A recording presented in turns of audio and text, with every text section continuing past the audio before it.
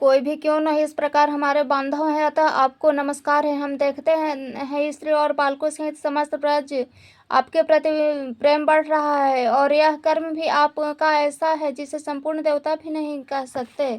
अभी आप बालक हैं, फिर भी आप अपने बल की कोई सीमा नहीं। इधर आप ने हम लोगों में जन्म लिया है तो अच्छी श्रेणी में नहीं गिना जाता है। हमें आत्मन इन सब बातों का विचार करने से आप हमारे मन में शंका उत्पन्न कर देते हैं। गोपों की यह बात सुनकर भगवान कुछ काल तक प्रेम से रूठकर चुपचाप बैठे रहे, फिर इस प्रकार बोले, गोपगण, यदि मेरे साथ संबंध होने से आपको लज्जा नहीं आती हो अथवा यदि मैं आप लोगों का प्रिय हूँ, तो इस प्रकार विचार करने की क्या आवश्यकता है। यदि मुझ पर आपका प्रेम है अथवा मैं आपकी प्रशंसा का पात्र हूँ, तो मेरे प्रति अपने बंधु बांधव के समान ही स्नेह रखिए। मैं न देवता हूँ, न गंधर्व, न यक्ष हूँ और न दानव ही हूँ। मैं तो आपका बंधु होकर उत्पन्न हुआ हुआ था। यदि आपको मानना चाहिए इसके विपरीत किसी भी विचार में मन में स्थान नहीं देना चाहिए। श्री हरि के यह वचन सुनकर गोप मौन हो गए। वे वह सोचकर कि कन्हैया हमारी बात सुनकर उठ गया है, वहां से चुपचाप चले गए। तदंतर एक दिन निशा काल में श्री कृष्ण ने देखा, आकाश स्वच्छ है, शरद चंद्र की मनोरम चांदनी चारों ओर फैली हुई है, कुमुदिनी खिली है, जिसकी आमोदमय सुगंध से संपूर्ण दिशाएं महक रही है। वन में सब और भौरे गूंज रहे हैं, जिससे वह वन श्रेणी अत्यंत मनोहारिणी जान पड़ती है। प्रकृति की नैसर्गिक शोभा देखकर उन्होंने गोपियों के साथ रास करने का विचार किया। श्री कृष्ण ने अत्यंत मधुर स्वर में संगीत की मधुर तान छेड़ दी, जो वनिताओं को बहुत ही प्रिय थे। गीत की मनोरम ध्वनि सुनकर गोपियां घर छोड़कर निकल पड़ी और बड़े उतावली के साथ उस स्थान पर आ पहुंचे जहां मधुसूदन मुरली बजा रहे हैं। वहां आकर कोई गोपी तो उनके स्वर में स्वर मिलाकर धीरे धीरे गाने लगी, कोई ध्यान देकर सुनते हुए मन ही मन भगवान का स्मरण करने लगी, कोई कृष्ण कृष्ण कहकर लजा गई, कोई प्रेमाग्न होकर लजा को तिलांजलि देकर उनके बगल में खड़ी हो गई। कोई गोपी बाहर गुरुजनों को खड़ा देख घर के भीतर ही रह गई और नेत्र बंद करके तन्मय हो गोविंद का ध्यान करने लगी। गोपियों से घिरे हुए श्री कृष्ण रासलीला का रसवादन करने को उत्सुक थे, अतः उन्होंने शरतकालीन चंद्रमा की ज्योत्सना से अत्यंत मनोरम प्रतीत होने वाले रजनी का सम्मान किया। रास आरंभ करके उन्हें गौरव प्रदान किया। इसी बीच श्री कृष्ण गायब होकर कहीं अन्यत्र चले गए। गोपियों का शरीर श्री कृष्ण की ज्येष्ठाओं के अधीन या वे झुंड के झुंड अपने प्रियतम की खोज के लिए वृंदावन में विचरने लगी। उनके मन में केवल श्री कृष्ण दर्शन की लालसा थी। वे वृंदावन की भूमि पर रात्रि में श्री कृष्ण के चरण चिन्ह देखकर उन्हें चारों ओर ढूंढ रही थी। श्री कृष्ण के विभिन्न लीलाओं का अनुसरण करते हुए उन्हीं में व्यग्र हो सब गोपियां एक ही साथ वृंदावन में विचरने लगी। बहुत खोजने पर भी जब श्री कृष्ण नहीं मिले, तब उनके दर्शन से निराश हो वे सब की सब लौटकर यमुना के तट पर आए और उनके मनोहर चरित्रों का गान करने लगी। इतने में ही श्री कृष्ण उन्हें आते दिखाई दे। उनका मुख कमल खिला था। त्रिभुवन के रक्षक और लीला से ही सब कुछ करने वाले श्री कृष्ण को आते देख कोई गोपी अत्यंत हर्ष से भर गए। उनके नेत्र प्रसन्नता से खेल उठे और वह कृष्ण कृष्ण की रट लगाने लगी। किसी ने भवें टेढ़ी करके उनकी ओर देखा और नेत्र रूपी भ्रमरों के द्वारा उनके मुख कमल की सौंदर्य माधुर्य का पान करने लगी। किसी गोपी ने गोविंद को निहार कर अपने नेत्र बंद कर लिए। उनके रूप का ध्यान करती हुई वह योगारूढ़ से प्रतीत होने लगी। तब माधव ने किसी को प्रिय वचन कहकर किसी को कुटिल भ्रू भंगी से निहार कर मनाया। सबका चित्त प्रसन्न हो गया। फिर उदार चरित्रों वाले श्री कृष्ण ने रास मंडली बनाई, समस्त गोपियों के साथ आदर पूर्वक रासलीला की। उस समय कोई भी गोपी श्री कृष्ण से के पास से हटना नहीं चाहती थी, अतः एक स्थान पर स्थिर हो जाने के कारण रासोचित मंडल न बन सका। तब श्री कृष्ण ने एक एक गोपी का हाथ पकड़कर रास मंडल की रचना की। उस समय उनके हाथ का स्पर्श पाकर प्रत्येक गोपियां आंखें आनंद से मूंद जाती थी। इसके बाद रासलीला आरंभ हुई। जब चंचल चूड़ियों के झनकार के साथ क्रमशः शरद ऋतु की शोभा के रमणीय गीत गाए जाने लगे, उस समय श्री कृष्ण शरद ऋतु के चंद्रमा का उस चारु चंद्रिका का मनोहर कुमुद का वर्णन करते हुए गीत गाते थे, किंतु गोपियां बार बार केवल श्री कृष्ण के नाम का ही गान करती थी। श्री कृष्ण की जितने ऊंचे स्वर से रास के गीत गाते उस से दोगुने स्वर में समस्त गोपियां धन्य कृष्ण का उच्चारण करती थी। भगवान जब आगे चलते तब गोपियां उनके पीछे चलती, जब वे पीछे की ओर घूमकर लौट पड़ते तब उनके सामने मुंह किए पीछे हटती थी। इस प्रकार वे अनुपम प्रतिलोम गति से श्री हरि का साथ देती थी। मधुसूदन ने उस समय गोपियों के साथ ऐसा रास किया जिससे उन्हें उनके बिना एक क्षण भी करोड़ों वर्षों के समान प्रतीत होने लगा।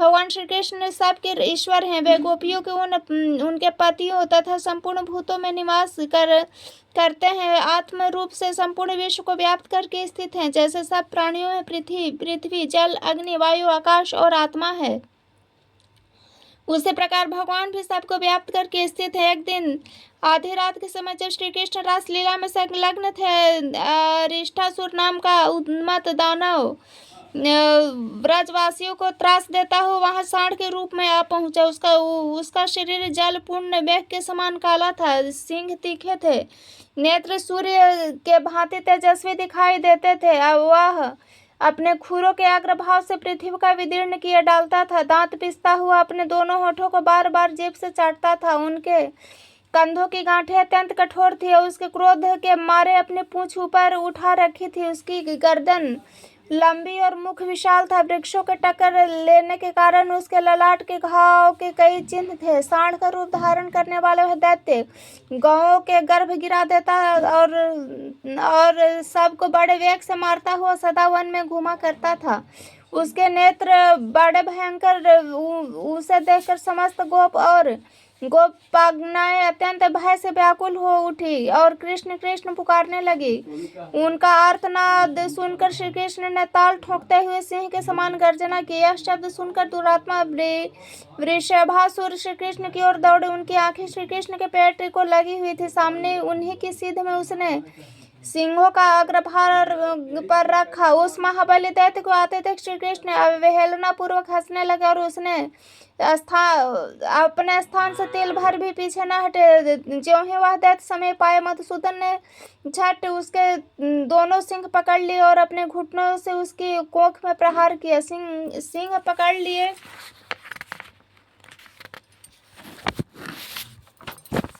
जाने से वह दानव हिल डुल नहीं पाता था। उसका अहंकार और बल दोनों नष्ट हो चुके थे। श्री कृष्ण ने उसकी गर्दन को भीगे हुए कपड़े के भांति निचोड़ डाला और सिंह उखाड़कर उसी के उस पर प्रहार किया। इससे वह महादैत्य मुख से रक्त वमन करके मर गया। उसके मारे जाने पर गोपों ने भगवान श्री कृष्ण की भूरी भूरी प्रशंसा की, ठीक उसी तरह जैसे पूर्व काल में जम्भासुर के मारे जाने पर देवताओं ने इंद्र की स्तुति की थी। व्यास जी कहते हैं, महर्षियों, जब ऋषभ रूपधारी अरिष्टासुर, धेनुक और प्रहलाद आदि असुर मारे जा चुके, गोवर्धन पर्वत धारण करके श्री कृष्ण ने गोकुल को बचा लिया। उसके द्वारा कालिया नाग का दमन, दोनों लार्जुन वृक्षों का भंग, पुतना का वध और शकट भंग आदि घटनाएं हो गई। तब देवर्षि नारद ने कंस के पास जाकर क्रमशः सब समाचार कह सुनाया। यशोदा और देवकी के बालकों की जो अदला बदली, वहां से लेकर अरिष्ट वध तक की सारी बातें नारद जी के मुख से सुनकर खोटी बुद्धि वाले कंस ने वसुदेव के प्रति बड़ा क्रोध किया और समस्त यादवों की सभा में अत्यंत रोषपूर्वक उलाहना देकर उसने यदुवंशियों की बड़ी निंदा की। फिर आगे के कर्तव्य के विषय में इस प्रकार विचार किया। बलराम श्री कृष्ण दोनों अभी बालक हैं। जब तक वे युवा होकर अत्यंत बलवान नहीं हो जाते तब तक ही मुझे उनका वध कर डालना चाहिए। युवा होने पर वे मेरे काबू के बाहर हो जाएंगे।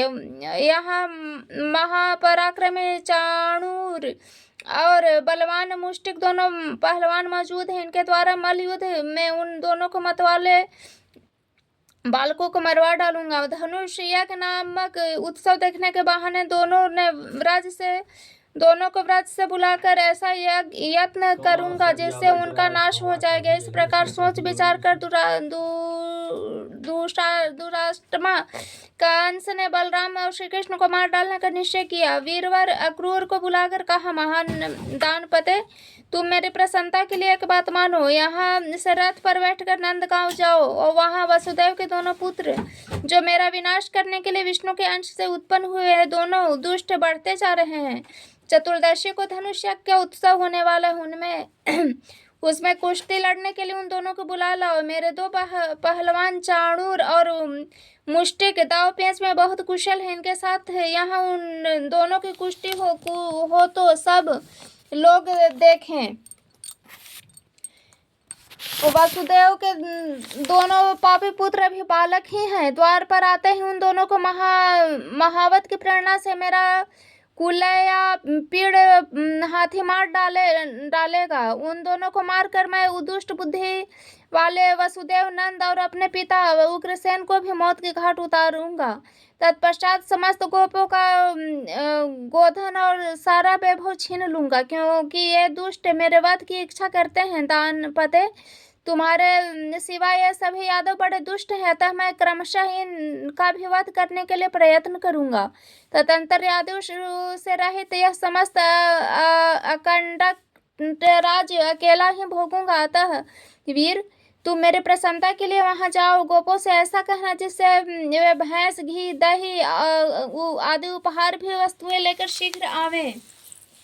अक्रूर जी बड़े भगवत भक्त थे। कंस के इस प्रकार आदेश देने पर उन्हें बड़ी प्रसन्नता हुई। इसी बहाने कल भगवान श्री कृष्ण के दर्शन तो करूंगा, इस विचार से उन्हें उतावला बना दिया। राजा कंस ने बहुत अच्छा कहकर अक्रूर जी शीघ्र ही रथ पर सवार हुए, मथुरापुरी से निकलकर नंदगांव की ओर चल दिए। इधर कंस का दूत महाबली केशी कंस के ही आदेश से वृंदावन में आया। श्री कृष्ण चंद्र का वध करना ही उसकी यात्रा का उद्देश्य था। उसने घोड़े का रूप धारण कर रखा था।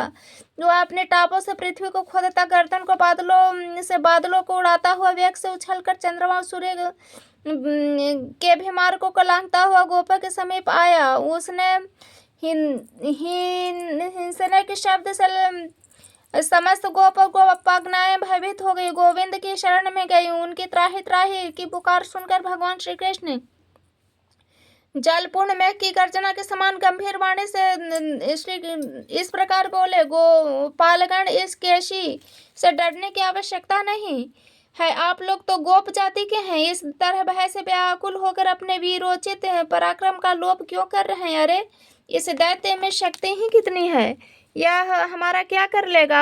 यह तो जोर जोर से हिनहिना कर केवल आतंक फैला रहा है। इस पर दैत्यों की सेना सवारी करती है। दुष्ट अवश्य व्यर्थ ही उछल कूद मचा रहा है। ग्वालों से वह कहकर भगवान ने उसे दैत्य से कहा, ओ दुष्ट, इधर आ, मैं ही कृष्ण हूँ। जैसे पिनकधारी वीरभद्र ने पूषा के दांत तोड़ दिए थे, उसी तरह मैं भी तेरे सारे दांत गिराए देता हूँ। यो कहकर श्री कृष्ण केशी के सामने गए और वह दैत्य भी मुंह फैलाए उनकी ओर दौड़ा। श्री कृष्ण ने अपने बांस को बढ़ाकर दुष्ट केशी के मुख में घुसेड़ दिया। उसने टकराकर केशी के सारे दांत शुभ्र मेघ खंड की भांति छिन्न भिन्न हो गए। श्री कृष्ण की भुजा केशी के शरीर में बढ़ती ही चली गई। जैसे अवहेलना पूर्वक उपेक्षा किया हुआ रोग धीरे धीरे बढ़कर विनाश का कारण बन जाता है, जैसे ही वह भुजा उस दैत्य की मृत्यु का साधन बन गई, उसके जबड़े फट गए। वह मुख से फेन और रक्त फेंकने लगा। नस नाड़ियों के बंधन टूट जाने से उसके दोनों जबड़े विलग हो गए। वह लीद और पेशाब करता हुआ धरती पर पैर पटकने लगा। उसका सारा शरीर पसीने से तर हो गया और वह थक कर प्राणों से हाथ धो बैठा। उसकी सारी हलचल समाप्त हो गई। जैसे बिजली गिरने से किसी वृक्ष के दो टुकड़े हो जाते हैं, उसी प्रकार श्री कृष्ण की भुजा से वह महाभयंकर असुर दो टुकड़े होकर गिर पड़ा।